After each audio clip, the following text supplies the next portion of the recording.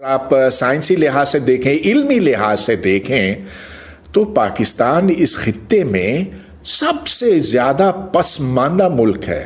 اور میری بات پہ آپ نہ یقین کریں، لیکن دیکھیں مشرق وسطیٰ میں جو ملازمتیں دی جاتی ہیں تو وہاں آپ دیکھ سکتے ہیں کہ انڈینز سب سے آگے ہیں، پھر بنگلہ دیش کے ہیں، پھر دوسرے مسلمان ملکوں کے ہیں، فلپینز کے ہیں وغیرہ، لیکن پاکستانیوں کو صرف محنت مزدوری زیادہ تر کے مواقع ملتے ہیں، اور وہ بھی اب کم ہوتے جا رہے ہیں، کیونکہ آنے والے وقتوں میں ہنر اور تعلیم کی بنا پر ملازمتیں ملیں گی، اور اس کی بنیاد ہم کاٹتے چلے جا رہے ہیں۔ ہاں، آج بھی سائنس تو پڑھائی جاتی ہے ہمارے مدارس میں، لیکن کیا وہ سائنس کو ٹھیک طرح سے پڑھایا جاتا ہے؟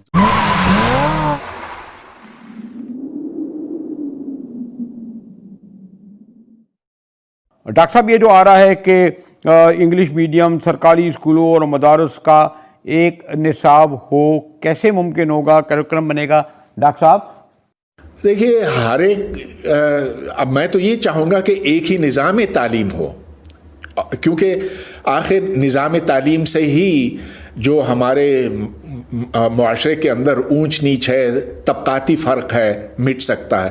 میں ضرور یہ چاہوں گا، لیکن صرف ایک نصاب کرنے سے نہیں ہوتا، کیونکہ نصاب کے علاوہ اسکول ہیں، وہ اسکول جہاں آپ فیس 500 روپے دیتے ہیں یا 1000 روپیہ دیتے ہیں ماہانہ، اور وہ اسکول جس طرح کے ہمارے وزیر اعظم صاحب کا ہے HSN کالج، جہاں 50 60 70 ہزار روپیہ ماہانہ فیس ہے، تو کیا صرف یہ کہنا کہ بس ہم نے ایک نصاب کر دیا کافی ہے؟ اب صرف اسکولوں کی بات نہیں ہے، اس کے ساتھ جو سہولیات ہیں، پھر جو نظام امتحانات ہے۔ اب آپ دیکھ لیجئے کہ مدارس میں تو حفظ کا پورا نظام چلتا ہے، خواہ آپ نے وہاں دین کا امتحان دیا ہو یا آپ نے سائنس کا امتحان دیا ہوا۔ ہاں، آج بھی سائنس تو پڑھائی جاتی ہے ہمارے مدارس میں، لیکن کیا وہ سائنس کو ٹھیک طرح سے پڑھایا جاتا ہے؟ کیا سائنس کی روح اس پڑھانے کے طریقے میں موجود ہے، یا یہ صرف ایک خانہ پوری ہے؟ تو جب آپ مدارس میں اور سرکاری اسکول میں اور پھر باقی تمام اسکولوں میں ایک ہی نصاب پڑھائیں گے، تو کیا آپ ایک ہی نظام امتحانات کا بھی اطلاق کر سکیں گے؟ مجھے تو لگتا ہے کہ یہ محض قوم کی آنکھوں میں دھول جھونکنے والی بات ہے۔ تو ہاں، یہ بہت آسان بنانا کہ بس آپ نے یہ کہہ دیا کہ اب سب کا نصاب ایک ہے، لیکن اس کے لیے جو شرائط ہیں خدا را پہلے وہ پورا کریں۔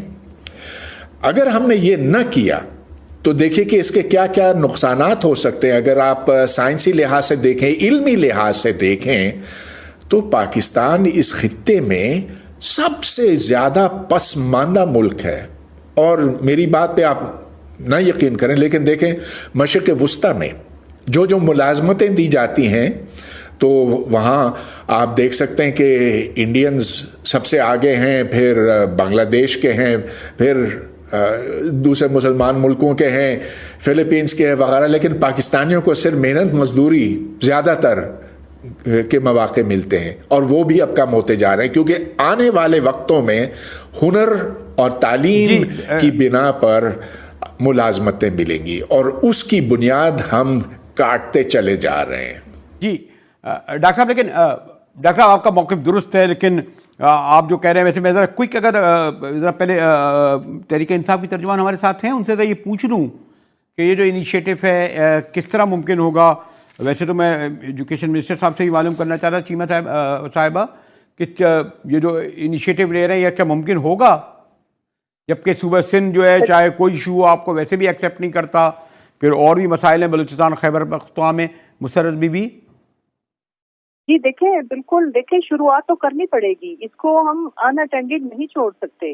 اور یہ دیکھیں نا کہ جو لاکھوں بچے ہمارے مدرسوں میں ہیں، وہ بالکل آپ کو پتہ ہے کہ پہلے جو بیسک جو دنیا داری کے لیے جو علم چاہیے ہوتا ہے وہ تو بالکل اس سے محروم تھے، تو ایٹ لیسٹ اب یہ جو بیسک سائنس کی اور باقی جتنی بھی ایجوکیشن ہے جب اس کے دائرہ کار میں آئیں گے، اور پھر دیکھیں پہلے میرا ماننا یہ ہے کہ ہم پہلے فرسٹ اسٹیپ اچیو کریں گے، اس کے بعد ہم یہ بالکل آہستہ آہستہ گریجولی چیزیں چینج ہونی ہے. لیکن یہ کہ ہم ایگزامینیشن سسٹم سیم نہیں دے سکتے، ہم انفراسٹرکچر سیم نہیں دے سکتے، تو پھر تو یہ چیزیں کبھی بھی شروعات اگر ہم اس کی آج نہیں کریں گے، اگر ایک اسٹیپ ہم اچیو کر لیں گے تو پھر دوسرا اور پھر تیسرے کی بھی انشاءاللہ آہستہ آہستہ باری آئے گی کہ پبلک سیکٹر کے اسکول اتنے امپروو کر جائیں گے کہ پھر کوئی خاص ڈفرنس نہیں رہے گا.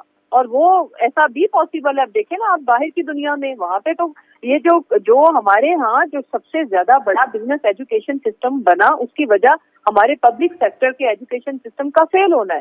تو جب ایک ٹائم آئے گا جو کہ اور لیکن اس کے لیے ہمیں شروعات تو کرنی پڑے گی. ٹھیک مسرت. اچھا جی مسرت بی بی ایک منٹ. جی شہناز ولی جو سوال اٹھایا میں نے خطبائی سے پوچھا، پھر یہ کہہ دیجیے ہم نے انیشیٹو لیا، آپ اس بارے میں کیا کہتی ہیں؟ یہ تو چلے پنجاب والوں سے میں رائے صاحب کو بعد میں الگ رکھتا ہوں، ان کا ایشو الگ ہے کہ یہ جو ایک نصاب. ایک سیکنڈ میں صرف ایڈ کروں کہ ہم نے کافی زیادہ اسکول پہ کام کیا. اگر اس کا مجھے آپ موقع دیں گے تو پنجاب گورنمنٹ نے جو کچھ کیا ہے وہ میں آپ کو بتا سکتی ہوں کہ ہم کن لائنز پہ کام کر رہے ہیں. اس کے لیے میں الگ آپ کو بلاؤں گا نا ایک پروگرام میں پورا پنجاب کا ایجوکیشن کرنے کے لیے وقت پہ. جی شہناز، جو آپ نے مسرت بی بی کا سنا اور پھر ڈاکٹر خطبائی نے جو رکھا، ذرا کوئک ذرا کنکلوڈ کروں اگر میں آپ سے.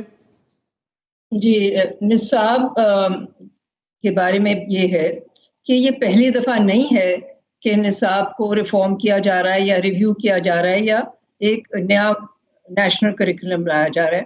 پاکستان میں پہلے سے ہی ایک نیشنل کریکولم ہے. یہ کوئی خلا میں سکولز نہیں چل رہے اور ٹیکسٹ بکس نہیں لکھی جا رہی. تو بات یہ ہے کہ جو نیشنل کریکولم ہے اس کے علاوہ جو پرائیویٹ سکولز ہیں، نجی ادارے ہیں، جو کہ 2-3 قسم کے پرائیویٹ سکول سسٹم چل رہے ہیں. ایک تو وہ ہے جو کہ بہت زیادہ فیس چارج کرتا ہے، جہاں پہ جو والدین جن مالدار والدین ہیں، ہائی انکم گروپس ہیں، وہ اپنے بچوں کو بھیجتے ہیں. ان اسکولوں کی فیس 20,000 30,000 35,000 40,000 تک بھی جاتی ہے. پھر دوسرے پرائیویٹ سکولز ہیں جو درمیانے طبقے کے لیے ہیں. کچھ بہت بڑی تعداد میں پرائیویٹ سکولز ایسے بھی ہیں جو کہ 500 روپے فیس بھی چارج کرتے ہیں، 700 800 1200. ان اسکولوں میں بھی گورنمنٹ کا ہی نصاب پڑھایا جا رہا ہے. تو یہ جو نیا ایک نیشنل کریکولم کی بات کی جا رہی ہے، یہ سنگل نیشنل کریکولم کی جو بات کی جا رہی ہے، یہ فرق ہے. سنگل نیشنل کریکولم کے بارے میں جو فیڈرل گورنمنٹ نے میٹنگز کی ہیں، جو شفقت محمود صاحب نے کونسل اور کمیٹی بنائی تھی، انہوں نے ایکسپرٹس کی کمیٹیز بنائی، ان کا یہ کہنا ہے ان کی کونسل کا کہ یہ سنگل نیشنل کریکولم سارے اسکولوں میں پڑھایا جائے گا. اس پر 2-3 قسم کے اہم نکات ہیں جو میں آج پیش کرنا چاہ رہی ہوں. سب سے پہلے تو یہ کہ 18ویں ترمیم کے مطابق نصاب جو ہے وہ صوبے کی تحویل میں آتا ہے، پروونشل جورسڈکشن میں ہے. پنجاب گورنمنٹ اگر بینڈ لگا رہی ہے تو درست ہے، پھر آپ مت بولیں سندھ گورنمنٹ اس پہ بین کی بات 100 کتابوں پہ نہیں. مطلب یہ کہ وہ سمجھتے ہیں کہ یہ جو اصول ہیں ان کے مطابق نہیں ہے نا یہ شہناز بی بی. تو اگر آپ نے پروونس کو یہ دے دیا، آپ نے سندھ میں اسی طرح کچھ اور اصول نافذ کر دیے کہ نہیں.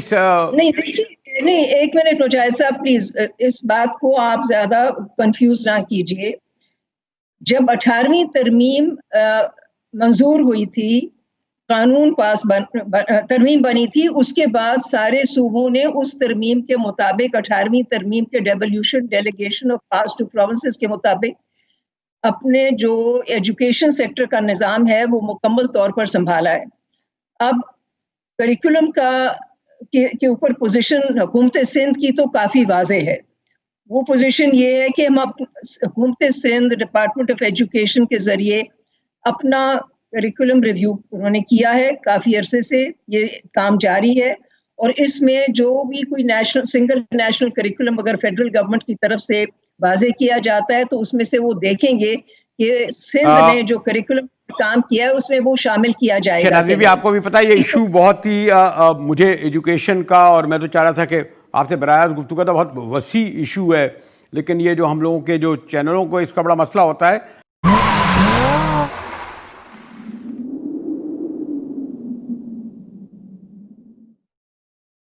Caught in the crossfire